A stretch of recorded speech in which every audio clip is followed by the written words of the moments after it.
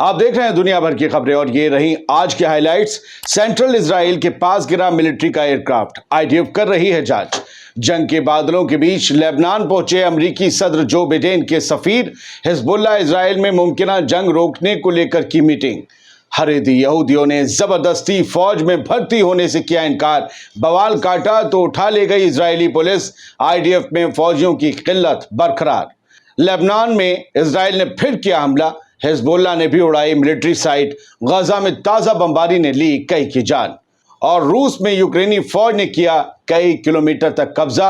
उधर रूस का बड़ा दावा, एक ही रात में मार गिराए 117 यूक्रेनी ड्रोन। आजाद बोल इंडिया में आप सभी का खैर मकदम है। आपके साथ मैं आदिल खान आजाद। आज है 14 अगस्त 2024 और आप देख रहे हैं रात 10 बजे का स्पेशल शो दुनिया भर की खबरें। चलिए शुरू करते हैं दुनिया भर की खबरों का ये सफर तफसील से। और सबसे पहले बात लेबनान की करते हैं। जंग के बादलों के बीच लेबनान पहुंचे अमेरिकी सदर जो बिडेन के एनवॉय का कहना है कि इजराइल हिजबुल्लाह के बीच फुल स्केल वॉर से बचा जा सकता है। पिछले महीने बेरूत में हुए हिजबुल्लाह के सबसे बड़े कमांडर के कत्ल के बाद अमेरिकी सदर जो बिडेन के सीनियर सलाहकार और अमेरिकी सफीर अमोस होचस्टेन हिजबुल्लाह और इजराइल के बीच टेंशन को रोकने के लिए बुध के रोज यानी आज लेबनान की दारुल हुकूमत बेरूत पहुंचे। हिजबुल्लाह के मजबूत सपोर्टर और लेबनानी पार्लियामेंट के स्पीकर नबी बेरी के साथ उन्होंने बातचीत की। इसके बाद होचस्टीन ने कहा कि हम मानते हैं कि एक डिप्लोमेटिक रेजोल्यूशन निकाला जाना चाहिए, क्योंकि कोई भी शख्स नहीं है ऐसा जो ये चाहे कि लेबनान और इजराइल के बीच एक फुल स्केल वॉर हो जाए। हर कोई ये चाहता है कि अमन और अमान रहे इस पूरे खित्ते में। होचस्टीन ने कहा कि गजा में सीज फायर को लेकर मजबूती से बात चल रही है और वहां सीज फायर होते ही इजराइल और हिजबुल्लाह के बीच भी जंग रोकने में मदद मिलेगी। यानी दोस्तों ये साफ है कि अमेरिका अब शिद्दत से ये चाह रहा है कि गजा में सीज फायर को लेकर कल होने वाली मीटिंग कामयाब हो जाए, क्योंकि इससे मिडिल ईस्ट में रीजनल वॉर छिड़ने से बचेगी ही। इसके साथ ही इजराइल को भी चौतरफा पिटने से बचाया जा सकेगा। यही वजह है कि जो बाइडेन ने अपने सफीर को मीटिंग से पहले लेबनान भेज दिया, ताकि इजराइल के लिए कुछ और मोहलत जुटाई जा सके, क्योंकि अमेरिका को इजराइल की बर्बादी से कहीं ज्यादा डर खुद के खिलाफ मिडिल ईस्ट में बढ़ रहे गुस्से से है, जो किसी भी रीजनल वॉर की सूरत में एक ज्वालामुखी बनकर फूट सकता है। चलिए बढ़ते हैं आगे, एक हादसे की बात करते हैं। अब हादसा है कि हमला ये अल्लाह जाने और इजराइल जाने हैं। आईडीएफ ने कहा है कि एक इजरायली सैन्य विमान यानी कि एक मिलिट्री एयरक्राफ्ट तकनीकी खराबी के चलते सेंट्रल इजराइल के साहिल के पास समंदर में गिर गया टप। फिलहाल ये जहाज खराबी से गिरा या किसी रॉकेट से गिरा, ये तो इजरायली बेहतर जानता होगा। आईडीएफ ने इस बारे में जो ट्वीट किया वो दो आप देख लीजिए लाइन। ये हिब्रू में थी, इंग्लिश में ट्रांसलेशन ये कि लिखा है आईडीएफ ने कि एयरक्राफ्ट को आईडीएफ फोर्स ने समंदर से निकाल लिया है और इंसिडेंट की जांच कर रही है कि कैसे ये गिर गया। आईडीएफ ने लिखा कि इस एयरक्राफ्ट से जानकारी लीक होने का कोई डर नहीं है और सिक्योरिटी इंसिडेंट जैसा भी कोई खतरा नहीं है, ये आईडीएफ ने कहा है। अभी कैसे गिरा उसकी जांच कर रहे हैं। चलिए बढ़ते हैं आगे। बड़ी तादाद में अल्ट्रा ऑर्थोडॉक्स ज्यूज या हरेदी यहूदियों ने कब्जे वाले फिलिस्तीन के गलील में एक आर्मी कैंप के पास प्रोटेस्ट किया। इन सब का कहना था कि वो जबरदस्ती उन्हें आईडीएफ में भर्ती करने के खिलाफ हैं। इनके प्रोटेस्ट की वजह इससे सड़कों पर जाम लग गया, बवाल हुआ, उधम कटा, मौके पर कुछ अफरा तफरी हुई। इसके बाद इजरायली पुलिस लठ लेकर आई और हरेदी नौजवानों पर बरसा दिए। खूब झड़पें हुई इनकी पुलिस के साथ। हरेदियों का यह कहना है कि वो पूजा का केला तो पकड़ सकते हैं लेकिन क्लाशनिकोव नहीं। उनका कहना है कि वो जंग के लिए बने ही नहीं, जबरदस्ती भर्ती का कानून उन्हें नामंजूर है। फिलहाल इजरायली पुलिस ने उधम काट रहे इन कट्टरपंथी यहूदियों में से कुछ को जेल भेज दिया है। कहा है कि कुछ दिन गुजारो हवालात में। असल मसला ये है कि आईडीएफ में लगातार फौजियों की कमी हो रही है। गजा में उसके फौजी मारे जा रहे हैं आईडीएफ के, या फिर बुरी तरह से घायल हो रहे हैं। कुछ तो ऐसे हैं क्या बंदूक तो क्या गिलास कभी ना उठा पाए, ये खबरें हैं। इसीलिए कोट पैंट पहनकर 24 घंटे मजहबी काम करते रहने वाले इन हरेदियों को फौज में ठूसा जा रहा है, जो इससे पहले कभी नहीं हुआ। लेकिन एक रिजोल्यूशन लाया गया और कहा गया कि भाई ये भी मुफ्त के जो वजीफे वगैरह लेते हैं, नहीं अब बंद हो जाएगा, इन्हें भर्ती होना पड़ेगा और जवान लड़कों को तो जाना ही पड़ेगा।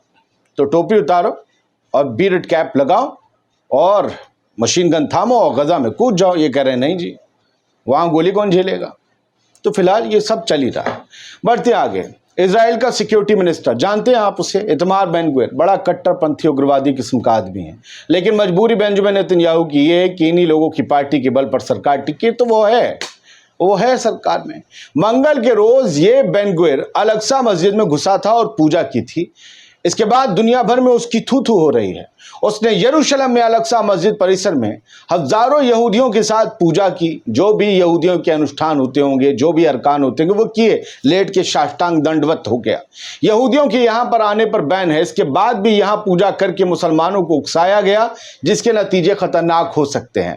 इस संजीदा और नाजुक मसले को समझते हुए फ्रांस, अमेरिका, यूरोपीय यूनियन, यूनाइटेड नेशंस और मुस्लिम ममालिक ने अपना बयान जारी किया है। सबने कड़ी निंदा की है। अरब ममालिक ने इस पर सख्त रिएक्शन दिया है। वहीं अमेरिका और मगरबी ममालिकों ने इस कदम के लिए बेन ग्विर को जलील किया है।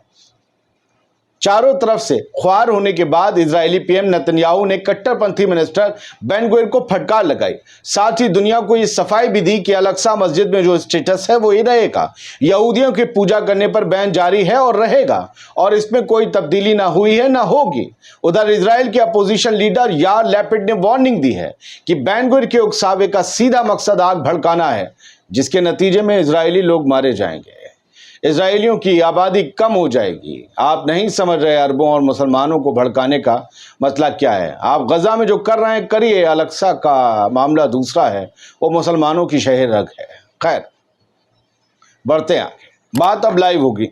सबसे पहले अल जजीरा की खबर जो बताती है कि इजराइल के गजा पर हमले जारी हैं, जिसमें 36 से 40 लोग जो हैं जाँ बहक हुए हैं 24 घंटों में, और 40,000 के करीब पूरा आंकड़ा पहुंचने वाला है फ़लस्तीन में या गज़ा में शहीद होने वालों का, ख़ास तौर से गज़ा में। वेस्ट बैंक इसमें ऐड नहीं कर रहा हूँ।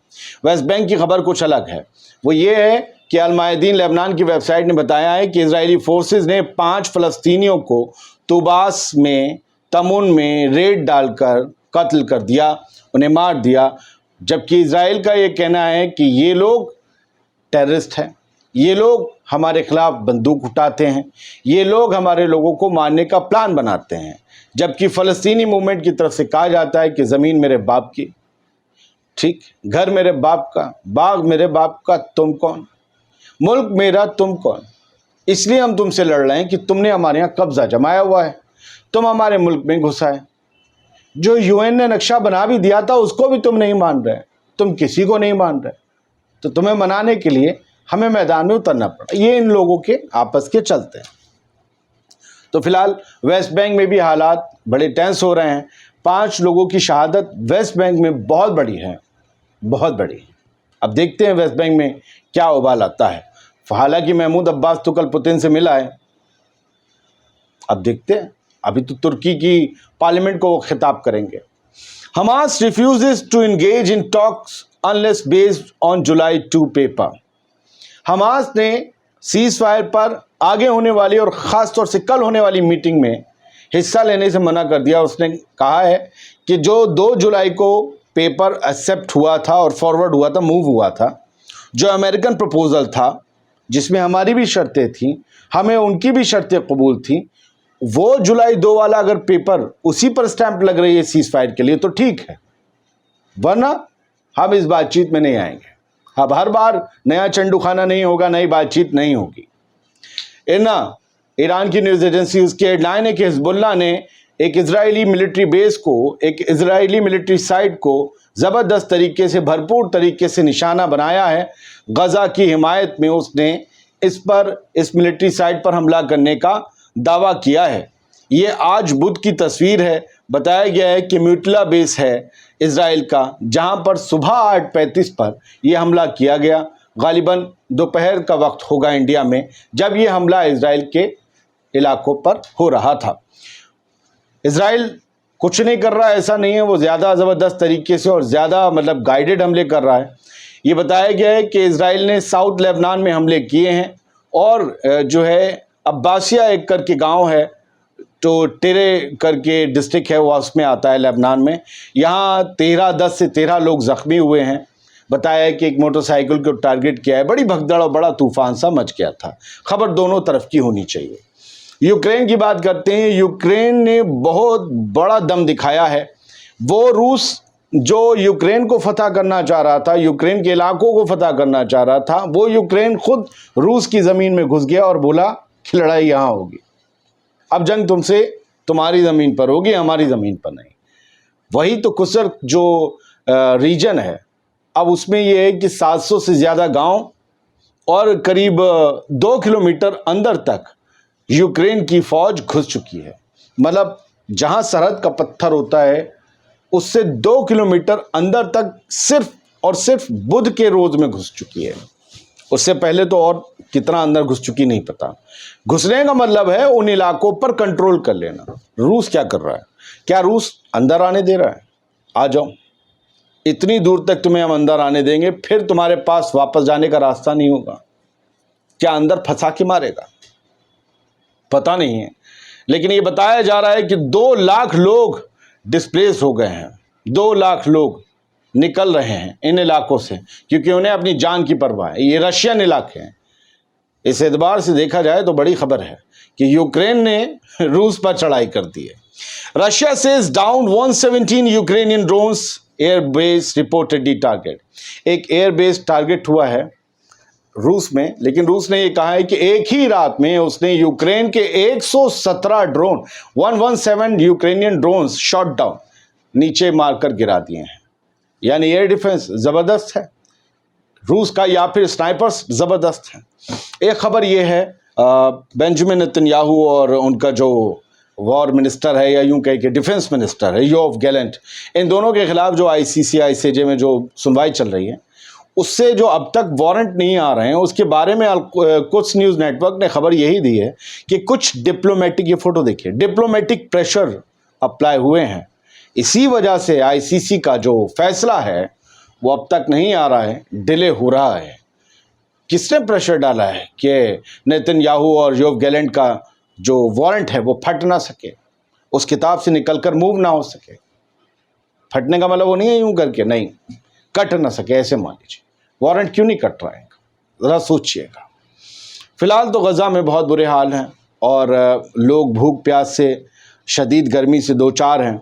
उनके लिए दुआ करते रहिएगा, क्योंकि कुछ न्यूज़ नेटवर्क ने भी एक खबर दी है कि फेमाइन मॉनिटरिंग एजेंसी जो है, अमेरिका की एक एजेंसी जो कि फेमाइन भूखमरी पर नज़र रखती है, उसने कहा है कि गज़ा में इस वक्त हालात बद से बदतर हो चले हैं। और ये जो जुलाई का आंकड़ा दिया है वो ये बताया है कि 7 अक्टूबर के बाद से ये वो सबसे बुरा दौर था जुलाई का, जब सबसे कम राशन गज़ा में पहुंचा है। किस तरीके से उन्होंने अपनी भूखों को, अपनी प्यास को मिटाया होगा जहां पानी और खाने का इंतज़ाम नहीं है। बहुत बहुत शुक्रिया। ये QR कोड था जो आपने अभी देखा और देख रहे हैं, इस पर आप जाकर स्कैन करके हमारी टीम को सपोर्ट कर सकते हैं। कुछ ऑडियो में कभी कभी कुछ प्रॉब्लम हो जाती है, कुछ नए एडिटर्स को भी मौका दिया जाता है, कुछ कभी कभी स्केलिंग बिगड़ जाती है, उसके लिए मैं आप सबसे माजरत चाहता हूं। और कुछ लोगों को ऑडियो अच्छा सुनाई देता है, ज़्यादातर को, कुछ को ख़राब लगता है कि हल्का है, तो मैं उनसे माजरत चाहता हूं कि ऑडियो में जो भी कमी है वो ठीक हो जाएगी। माइक तो बहुत ठीक वाला है, बढ़िया वाला है, मेरा गला भी ठीक है, लेकिन कुछ रह जाता है एडिटिंग में कभी कभी, तो माफ़ कीजिएगा, हो जाता है। शुक्रिया।